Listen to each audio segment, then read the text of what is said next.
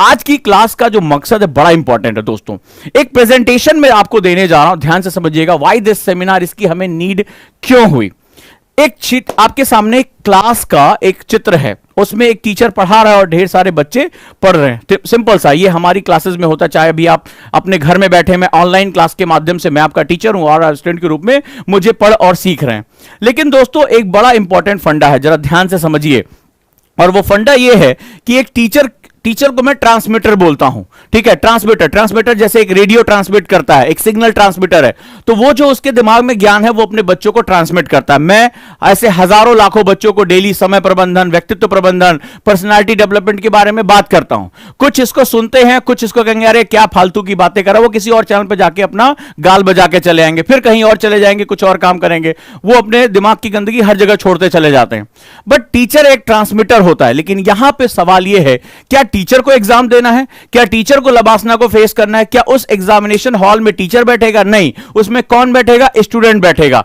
Student कौन होता है? स्टूडेंट का दिमाग रिसीवर होता है। रिसीवर होता है जो उस सिग्नल को रिसीव कर रहा है। मेरी बात को बड़े ध्यान से समझिएगा और बात पहुंच जाए तो मुझे बताइएगा कि वो रिसीवर होता है। एक क्लास में ढेर सारे बच्चे बैठे होते हैं, कुछ एग्जाम में टॉप कर जाते हैं, राइट। अगर आप यहां देखेंगे तो कुछ एग्जाम में क्या कर जाएंगे? टॉप कर जाते हैं। कुछ एग्जाम में बहुत एक्सीलेंट वर्क करते हैं। और कुछ का दिमाग क्या होता है, इसमें ढेर सारे थॉट चलते हैं। इस उम्र में थॉट भी बहुत आते हैं, तो दिमाग में बहुत से विचार चल रहे हैं। कोई मोबाइल चेक कर रहा है, कोई कुछ सोच रहा है, कोई ध्यान से टीचर की बात को सुन रहा है, कोई जो है वो किसी और दुनिया में, उसको क्लास का लेक्चर पसंद नहीं आ रहा है। तो एक जो क्लास होती है उसमें अलग अलग तरह के रिसीवर्स होते हैं, अलग अलग तरह के मानसिकता। इस समय भी अभी कोई बैठा होगा, इस समय किसी ने पूछा तुम कैसी हो, अभी चैट चल रहा है, तुम कैसी हो, कहां से हो। अब उसको इससे मतलब नहीं है कि एक व्यक्ति अपना अंतरराष्ट्रीय ज्ञान लेकर जो है एक सेमिनार के माध्यम से आपकी समस्या का समाधान दे रहा है। इसी क्लास में कई लोग तुम कहां से हो, तुम कहां से आई हो, आज ही सब कुछ पटा लेना चाहते हैं, आज ही जो है वो अपना घर बसा लेना चाहते हैं। उनको संसार की और किसी चीज से कोई लेना देना नहीं है। तो क्योंकि माइंड है, अब जरा ध्यान से समझिए, कुछ इसको बड़े ध्यान से सुन रहे हैं कि आज मेरी एक समस्या का समाधान निकलेगा। थोड़ी देर बाद क्लास खत्म होगी, मेरे बच्चे कई ढेर सारे मुझे व्हाट्सएप भेज देंगे, सर ये रही क्लास के नोट्स, ये रहा आपका आउटपुट। क्लियर है? तो ऐसे बहुत से अलग अलग दिमाग होते हैं। मुझे बताओ कि क्लास में कोई ऐसा स्टूडेंट है जो यूपीएससी की तैयारी करने जा रहा है, अपनी क्लास में जा रहा है और वो ये सोच के जा रहा है कि मुझे फेल होना है, मुझे मां बाबूजी के पैसे को आग लगा देनी है, ये मेरा बाप मेरा दुश्मन है, मुझे इसके पैसे को बर्बाद करके दिखा देना, मुझे अपना करियर बर्बाद करके दिखा देना। क्या कोई स्टूडेंट इस नजरिए से किसी कोचिंग में, किसी एकेडमी में जाके एडमिशन लेता है? मुझे हां या ना में इसका जवाब दो। क्या जितने भी बच्चे इस क्लास में जाते हैं, क्या वो एक सपने के साथ नहीं जाते कि मुझे यूपीएससी क्रैक करना है, मुझे जो एग्जाम देना है? या कोई ऐसा भी है कि मां बाबूजी को बर्बाद कर दूंगा, जमीन पे ले आ दूंगा, सपनों को उनके ध्वस्त कर दूंगा? ऐसा भी कोई स्टूडेंट है? नहीं है, राइट। तो सिंपल सा फंडा है कि सारे स्टूडेंट एक ही मकसद के साथ क्लास में जाते हैं। लेकिन ऐसा क्यों होता है? ऐसा क्यों होता है? मेरे गुरु ने मुझसे पूछा था, ये मेरे एनएलपी के टीचर ने, कि ऐसा क्यों होता है कि कुछ बच्चे क्लास में टीचर के साथ चलते हैं, उनकी हर बात को समझते हैं, और कुछ बच्चे, एक बड़ी संख्या होती है, जिनको फेलियर का सामना करना पड़ता है, जिनको क्लास में टीचर के साथ कोई कनेक्शन ही नहीं बन पाता, कोई ऐसा नहीं होता है कि वो क्लास के साथ चल पाता है।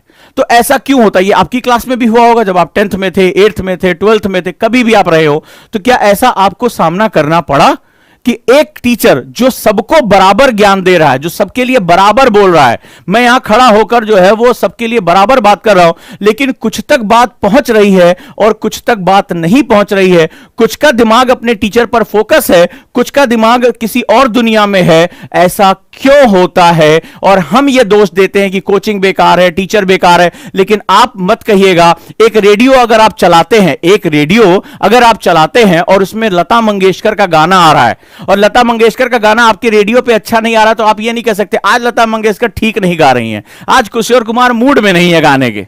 ठीक है, सेम वही गाना जो है वो जिंदगी का सफर है, कैसा सफर मान लीजिए गाना चल रहा है, और आज आपके रेडियो में जो है वो कुछ दिक्कत आ रही है, ट्यून नहीं है रेडियो आपका, तो आप ये नहीं कह सकते यार लता मंगेशकर को हुआ क्या है, जैसे जैसे उम्र बढ़ती जा रही है गा नहीं पा रही है। वो लीजेंडरी है, वो महान है। प्रॉब्लम लता मंगेशकर के गाने में नहीं, प्रॉब्लम आपके रिसीवर में है। मेरी बात को ध्यान समझिएगा, प्रॉब्लम आपके रेडियो में है। आपका रेडियो उनकी ट्यूनिंग के साथ मैच नहीं कर रहा है। यानी अगर स्टूडेंट और टीचर का ट्यून अप हो जाए, फ्रीक्वेंसी मैच कर जाए, ऑब्वियस सी बात है टीचर जो सिखा रहा है, जो सिखाने की कोशिश कर रहा है, वो उसके स्टूडेंट के दिमाग तक पहुंच जाए। हमारी शिक्षा पद्धति, हमारे एजुकेशन सिस्टम में इस बात को तो बहुत ज्यादा, टीचर को पहली बात हमारे यहां इस देश में, आधुनिक भारत में सम्मान नहीं है।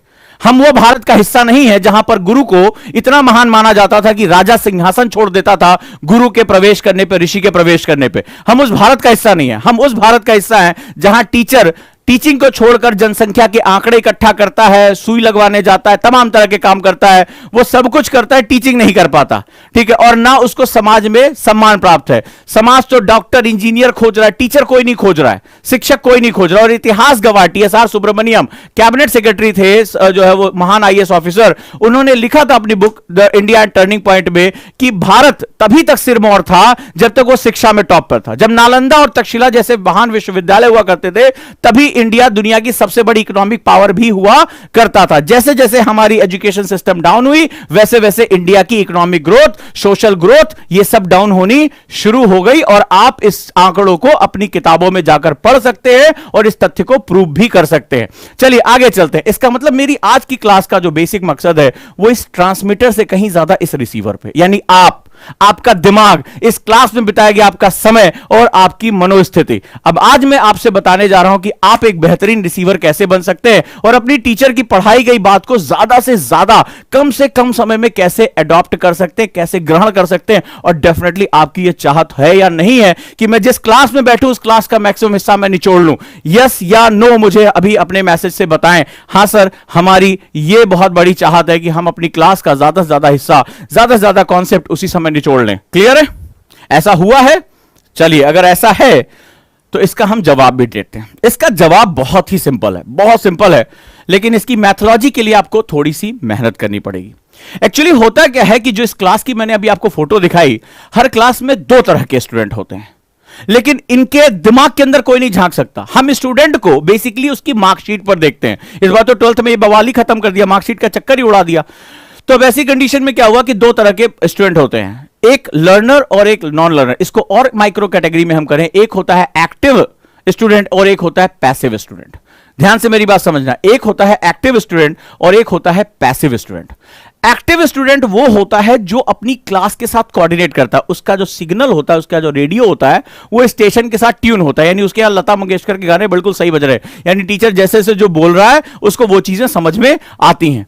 एक होता है पैसिव लर्नर, ठीक है, वो पैसिव लर्नर जो शरीर से उस क्लास में होता है, बॉडी उसकी क्लास में, लेकिन उसका दिमाग, उसका ओरिएंटेशन, उसका एप्टीट्यूड, उसका रुचि, ये सब कुछ कहीं और होता है, या वो इस क्लास में नहीं रहना चाहता।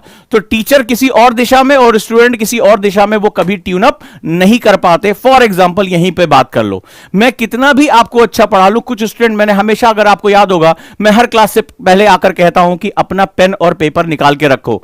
क्यों कहता हूं इसको आज मैं अभी जस्टिफाई कर दूंगा कि उस एक स्टेटमेंट के पीछे क्या महत्वपूर्ण कारण होते हैं, वो आपको समझना बहुत जरूरी है।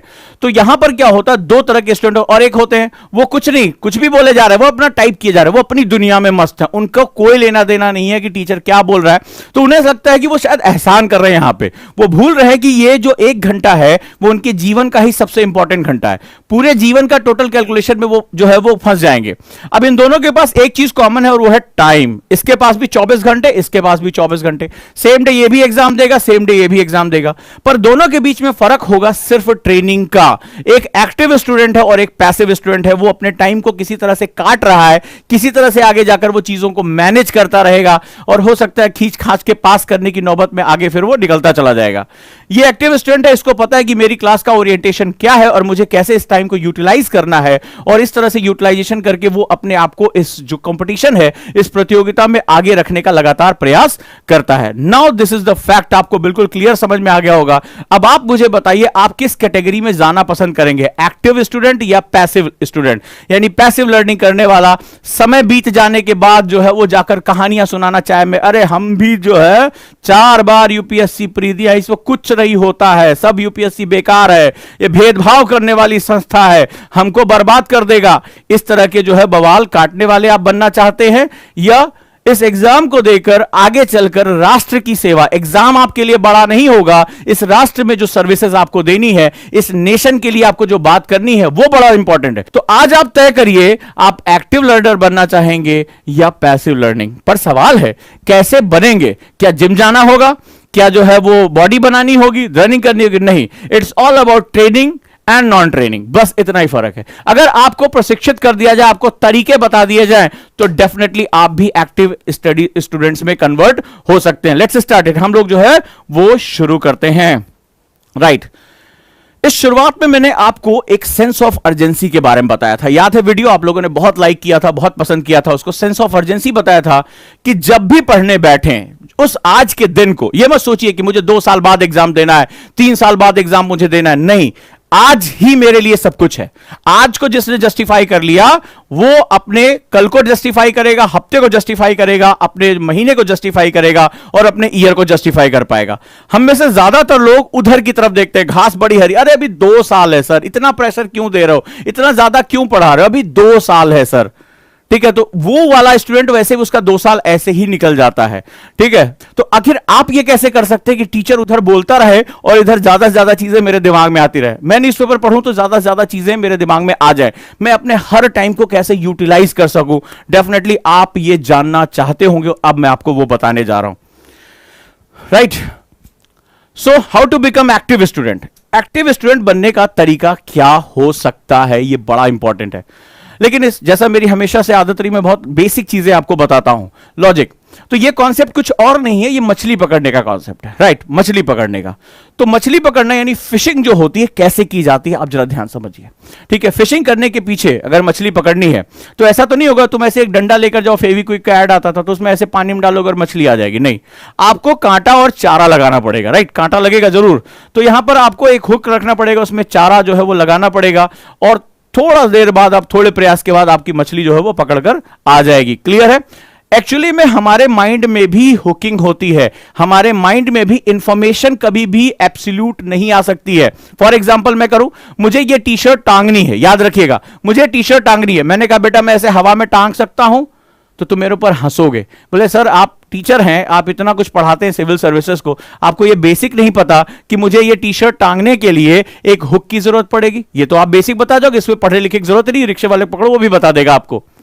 तो मेरा क्वेश्चन यही है, एनएलपी यानी न्यूरो लिंग्विस्टिक प्रोग्रामिंग कहती है, जिसका मैं एक्सपर्ट हूं, वो ये कहती है कि कोई भी इंफॉर्मेशन दिमाग में ऐसे बिना हुक के नहीं टंगेगी। If you prepare your hooks, ध्यान रखना, अगर कांटे को तुमने ढंग से तैयार कर लिया, मछली तो फंसेगी। मछली मतलब क्लास में टीचर की पढ़ाई गई इंफॉर्मेशन, न्यूज़पेपर में छपा हुआ एडिटोरियल, उसकी इंपॉर्टेंट न्यूज, कोई डॉक्यूमेंट, अब मुझे वो मछली फंसानी है, मछली मतलब आउटपुट, लेकिन फंसाने के लिए जो कांटा है उसको आपको तैयार करना पड़ेगा। डन है? मेरी बात क्लियर पहुंच गई? अब वो कांटा क्या है ये हम समझते हैं। तो मैं आज आपको कुछ बेसिक कॉन्सेप्ट बताने जा रहा हूं और डॉक्टर अदापा कार्तिक जिन्होंने यूपीएससी टॉप किया था, उन्होंने अपने सेमिनार में उस कांटे के बारे में, उस बेसिक फंक्शन के बारे में उन्होंने बेसिक बताया था। जिन्होंने आईएएस टॉप किया था, ये उनके कॉन्सेप्ट थे जिन्होंने उसको बेसिक बताया। उसमें मैंने इंटरनेशनल कॉन्सेप्ट जोड़े हैं, जो बड़े बड़े जो आर्टिकल्स लिखते हैं, एस्से लिखते हैं, जो बहुत ही इंपॉर्टेंट लोग हैं, जो मिलेनियर हैं,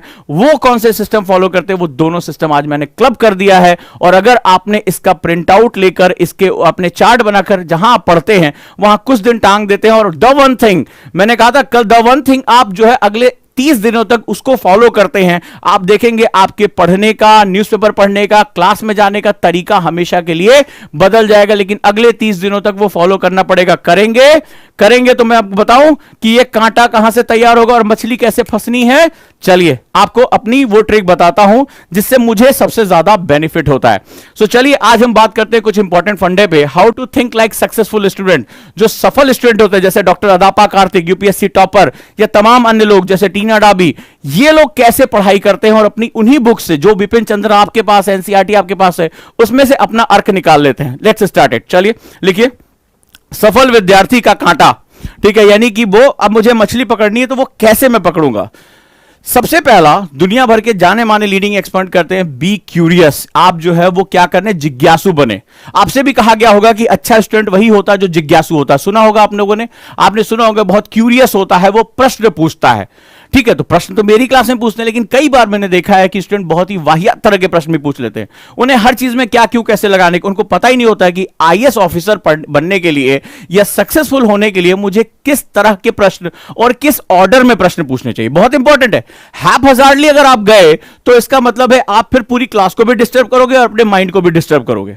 ठीक है, जैसे सिंपल सा क्वेश्चन, ब्रह्मांड पढ़ा है सर, ब्रह्मांड कैसा होता है, ब्रह्मांड का कोना कैसा है। आप छोटे नर्सरी के बच्चे नहीं हो, वहां पर माता पिता इसका जवाब देते हैं। आप यूपीएससी की तैयारी करो और आपका पास टाइम लिमिटेड है, तो आपको स्ट्रक्चर क्वेश्चन पूछने की आदत होनी चाहिए, या अपने क्वेश्चन में इंफॉर्मेशन को सटा देने की, उसको ग्लू करने की आपके पास आदत होनी चाहिए। चलिए स्टार्ट करते हैं। How to think like successful student. Number 1, तो अदापा कार्तिक कहते हैं कि अगर आप बिगिनर हो, अभी आप सीख रहे हो, तो इसमें दोनों तरह के बच्चे हैं। अभी जो बिगिनर हैं वो कहते हैं कि आस्क सम क्वेश्चंस। लिखो basic question if you are beginner. अगर आप बिगिनर हो तो आप ये क्वेश्चन पूछो।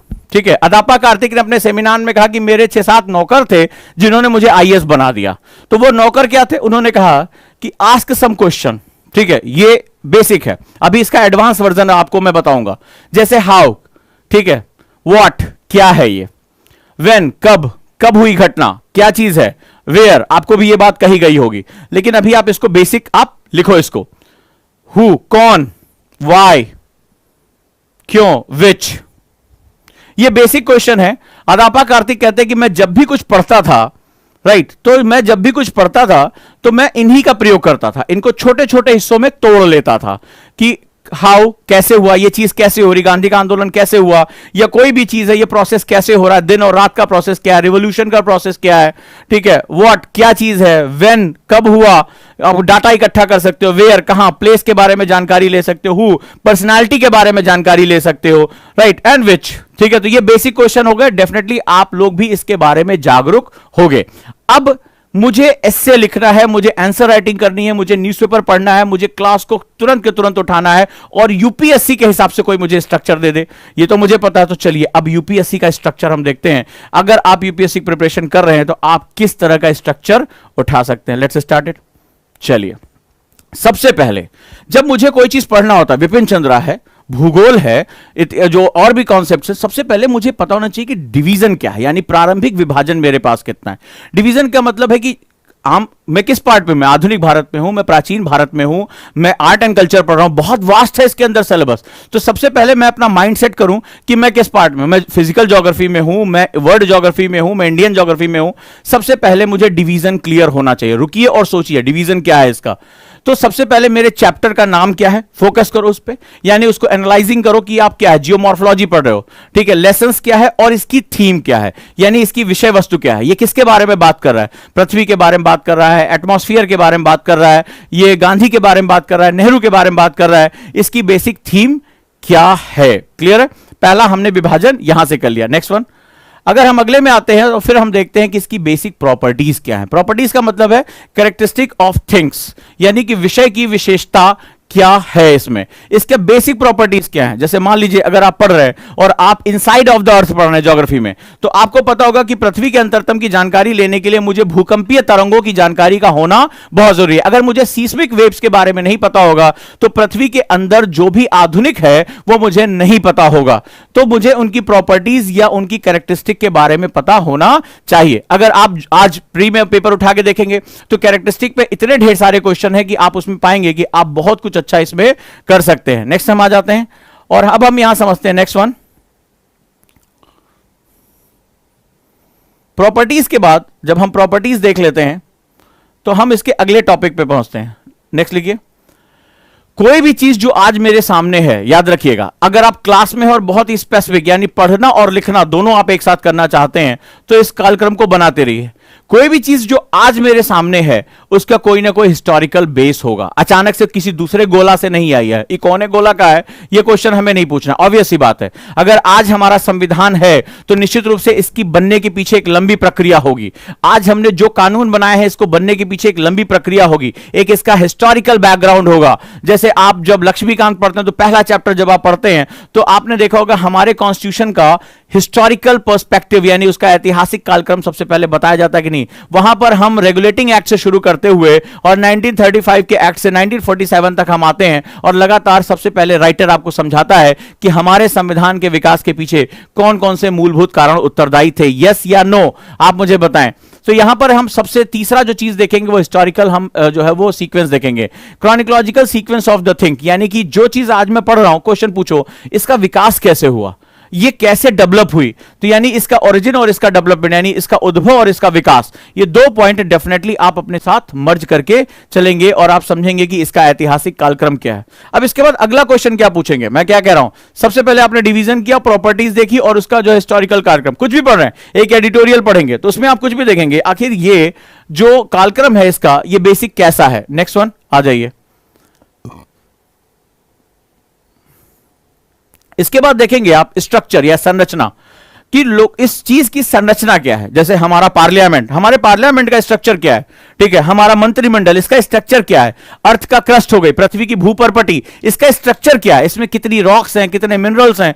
तो हम इसके बाद उसकी संरचना को आइडेंटिफाई करते हैं। कोई राजनीतिक दल है तो इसकी संरचना क्या है, तो इसका स्ट्रक्चर क्या है इस राजनीतिक दल का। आप चाहे वो राष्ट्रीय दल पढ़े, क्षेत्रीय दल पढ़े, तो आप अलग अलग सब्जेक्ट्स में आप इसको क्या कर सकते हैं, ऑर्गेनाइज कर सकते हैं। जैसे मान लीजिए एग्जाम में क्वेश्चन आया था प्री में 1907 में, आपने देखा कि सूरत विभाजन में नरम दल और गरम दल अलग हो गए थे। तो आगे चलकर फिर क्वेश्चन आता है नरम दल और गरम दल के बेसिक स्ट्रक्चर में क्या अंतर था। तो 1907 का क्वेश्चन आपको याद होगा प्री में आया, जो ये मैंने यूपीएससी के हिसाब से इसको मॉडिफाइड किया। अगर आपने इस तरह से पढ़ना शुरू कर दिया क्वेश्चन आपका बाहर जाएगा ही नहीं। क्लियर है। चलिए आगे हम लोग देखते हैं नेक्स्ट, और वो है फंक्शन। फंक्शन का मतलब होता है कार्यविधि। कार्यविधि मतलब व्हाट थिंग्स डू, यानी चीजें कैसे काम कर रही हैं, ठीक है। कोई पॉलिटिकल दल कैसे काम कर रहा है, कोई राजनीतिक व्यवस्था कैसे काम कर रही है, आरबीआई कैसे फंक्शन कर रहा है। आरबीआई का फंक्शन अगर आप जरा सा भी अगर आप पढ़े होंगे आपको पता है कि बैंकों और आरबीआई का फंक्शन प्री में बहुत ज्यादा पूछा जाता है। यस या नो मुझे बताते रहिए। हां सर ऐसे ही पूछा जाता है, तो फंक्शन पूछा जाता है। आपने देखा होगा तमाम गवर्नमेंट ऑर्गेनाइजेशन के फंक्शन पूछे जाते हैं, तमाम पर्यावरणीय ऑर्गेनाइजेशन के फंक्शन पूछे जाते हैं, कैसे काम कर रहा है। आपने यूनाइटेड नेशन पे, संयुक्त राष्ट्र पे, उसके फंक्शंस पे, आईएमएफ पे, डब्ल्यूटीओ पे आपने कितने क्वेश्चन प्री में या तमाम तरह के एग्जाम्स में आपने डेफिनेटली देखे होंगे। राइट और रॉन्ग आपने देखा, फंक्शंस पे क्वेश्चन है। इसके बाद हम अगला चलते हैं और अगली चीज पे हम थोड़ा ध्यान देते हैं। इसके बाद हमारा क्या है, रीजंस, बहुत इंपॉर्टेंट है। आखिर जो चीज हो रही है, मान लीजिए आपने पढ़ा आज न्यूज़पेपर में कि आरबीआई बैंक दरों को जो रेट्स हैं वो इसको समान रखना चाहती है। कल तक हमने पढ़ा था कि आरबीआई के पीछे जो है वो रेट्स जो है वो बढ़ा रही है। तो रीजन क्या है कि बढ़ा रही है, स्थिर रख रही है, आखिर उसके कारण क्या है। अगर आप एक एडिटोरियल पढ़ते समय आपने उसके कारणों को आइडेंटिफाई कर लिया, कुछ भी आपने देखा, इसके रीजंस क्या है, मुझे एक पॉइंट मिल गया। यूपीएससी रीजंस पूछता है। जैसे आज आपने पढ़ा होगा कि पेट्रोल के दाम बढ़ते चले जा रहे हैं, देश में बढ़ते, तो एक बता रहे यार ये सरकार की हम ऐसी तैसी कर देंगे फलाने, वो जो चाय की दुकान पर बैठ के न्यूज़पेपर पढ़ने वाला सिस्टम यूपीएससी में नहीं चलता है।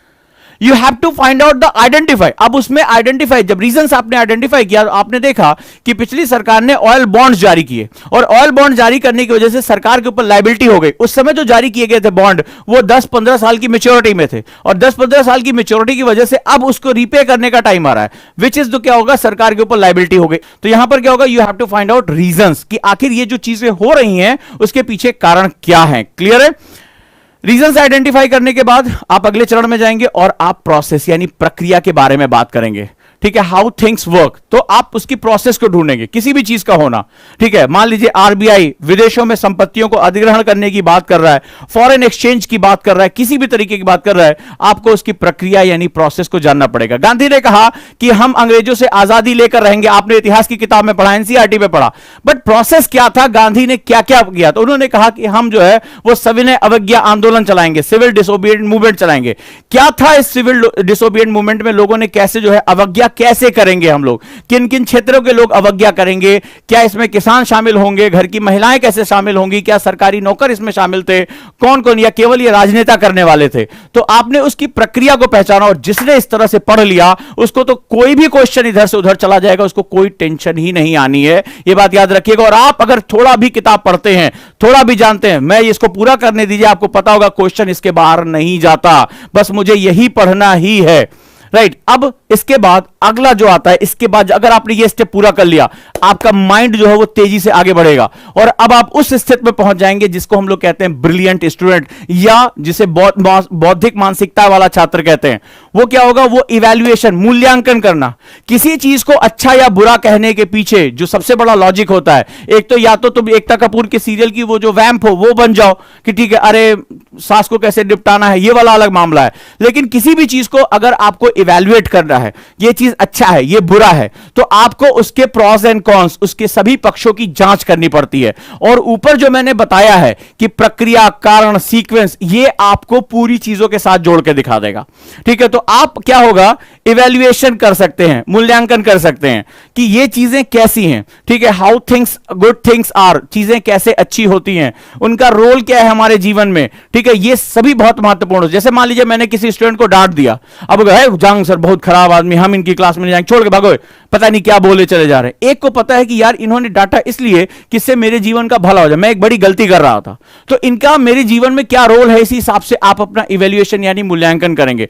आप उसका मूल्यांकन करने पे आप बताएंगे नहीं, ओजांग सर ने मेरे भले के लिए मुझे डांटा है, कल जब मैं आईएएस बन जाऊंगा तो समाज में मेरा ही नाम होगा, लोग मुझे, मेरे नाम के पीछे आईएएस लगेगा, ओजांग सर के पीछे नहीं लगेगा नाम। तो अगर आप इवैल्यूएट करने के लिए आपको न्यूट्रल होकर पक्ष और विपक्ष दोनों को आपको इवैल्यूएट करना आना चाहिए, राइट। नेक्स्ट हमारा पॉइंट है, और वो है क्लासिफिकेशन या वर्गीकरण।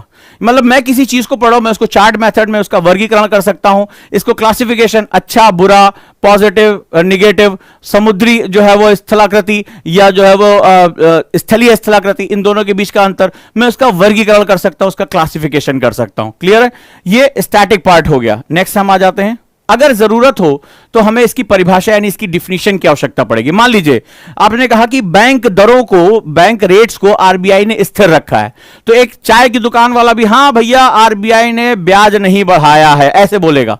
लेकिन सवाल है यूपीएससी का स्टूडेंट क्या कहेगा, ये बैंक रेट क्या होता है, what is the definition of bank rate, what is the definition of repo, reverse repo, ये चीजें क्या होती हैं, मॉर्टगेज किसे कहते हैं।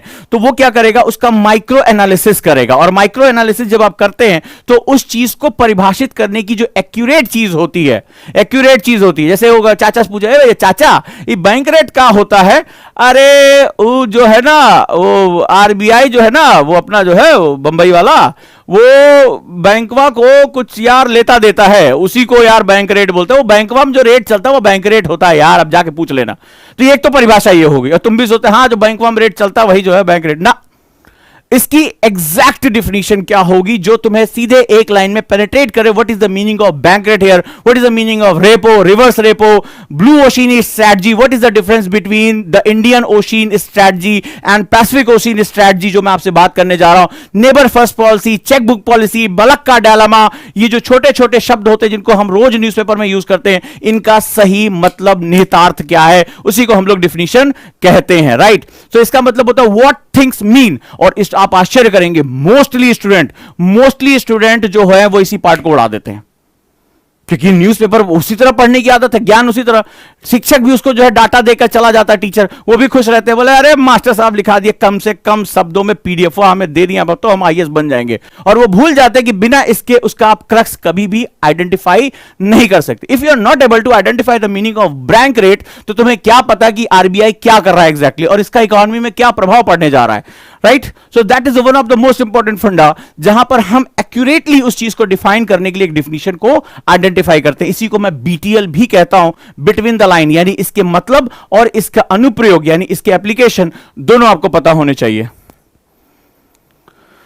और last but not least, you have to identify the personalities, व्यक्तित्व, जिसमें आप बनने की प्रक्रिया में हो, आप व्यक्तित्व बनोगे तो कोई भी व्यक्तित्व जो चीजों को ड्राइव कर रहा है, ठीक है, कोई ऐसा विदेश नीति का निर्धारक जो फॉरेन पॉलिसी को डिफाइन कर रहा है, इतिहास में कोई व्यक्ति जिसने कोई भी एक मूवमेंट क्रिएट किया, चाहे वो सुभाष चंद्र बोस रहे हो, चाहे वो पटेल साहब रहे हो, कोई भी एक व्यक्ति हो, राइट। तो एक वो व्यक्ति हो गया, पर्सनालिटीज रहे हो।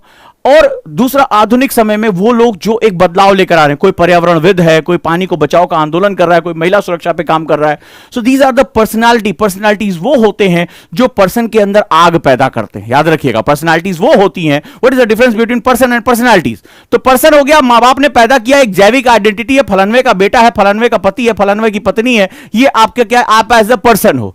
पर्सनालिटीज वो होती हैं जो लोगों की जिंदगी में एक मायने पैदा करती हैं, एक अर्थ पैदा करती हैं। उनको पता चलता है कि मेरे जीवन का मकसद क्या है। हम ज्यादातर इंसान जो है वो अपने जीवन के मकसद को, एम ऑफ द लाइफ, जानते ही नहीं है। तो जो व्यक्तित्व होता है वो संघर्षों से निकलता है, वो दबाव झेलता है, वो अपने ज्ञान की खोज करता है, स्वयं को जानता है, स्वयं के मकसद को जानता है और अपने उद्देश्यों के लिए हर कुछ करने को तैयार होता है। चाहे वो गांधी की तरह जेल जाना हो, यातना सहना हो, सुभाष चंद्र बोस की तरह जो है वो निर्वासन में रहना हो, सभी कुछ यातनाएं वो समझ जाता है, क्योंकि उसके लिए जीवन से बड़ा उद्देश्य हो जाता है। तो पर्सनालिटीज कौन सी होती हैं? पर्सनालिटीज वो होती हैं जिनके लिए जीवन से बड़ा उनका उद्देश्य हो जाता है। वो समस्त चीजों को अपने उद्देश्य के लिए निछावर कर देते हैं। इनको पर्सनालिटीज यानी व्यक्तित्व बोलते हैं। और ऐसे व्यक्तित्व अपने द्वारा प्राप्त जो अर्जित ज्ञान है, जो नॉलेज है, जो अनुभव है, वो दूसरे व्यक्तियों में भी झोंक देने की ताकत रखते हैं, उनके अनुयायी बनते हैं।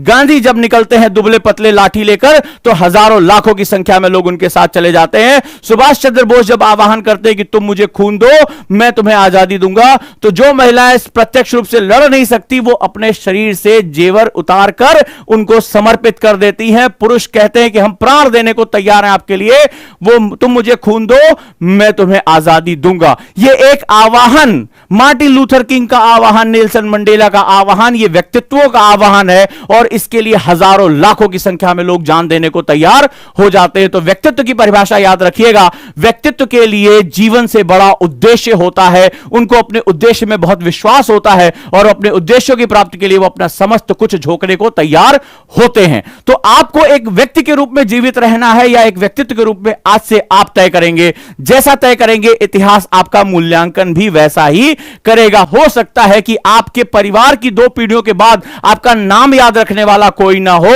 और ऐसा भी हो सकता है कि आपके इस दुनिया से जाने के बाद इस संसार में हजारों हजारों वर्ष तक आपका नाम लिया जा सके। यह तय आप करेंगे, यह तय आप करेंगे। तो यह हमारे व्यक्तित्व रहे।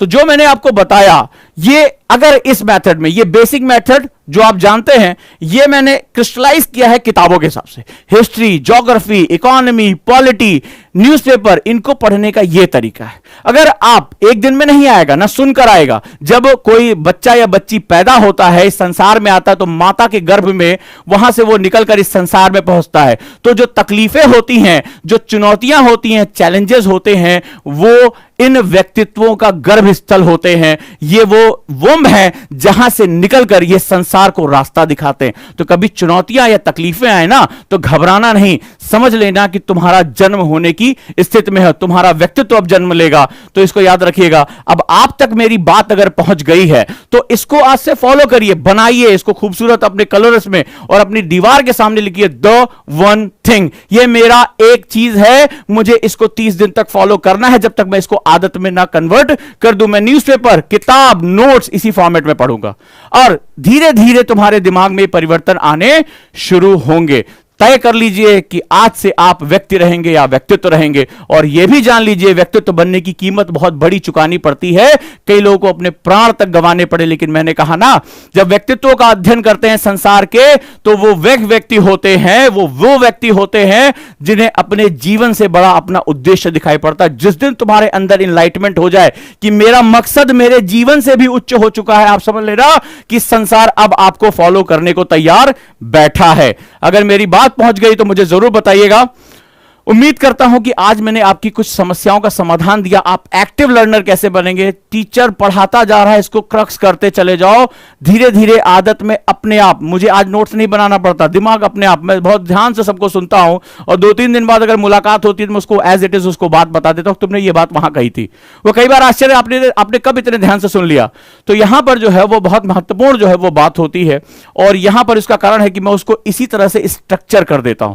वो जैसे से बोलता जा रहा है मैं उसको अलग अलग कॉलम में डाल देता हूं। अब मेरी वो आदत बन गई। शुरू में मुझे भी तकलीफ हुई थी, तुम्हें भी तकलीफ होगी, ये बात याद रखना, पर तकलीफों से निकलने का नाम ही जीवन है, ये भी आप याद रखना। राइट दोस्तों।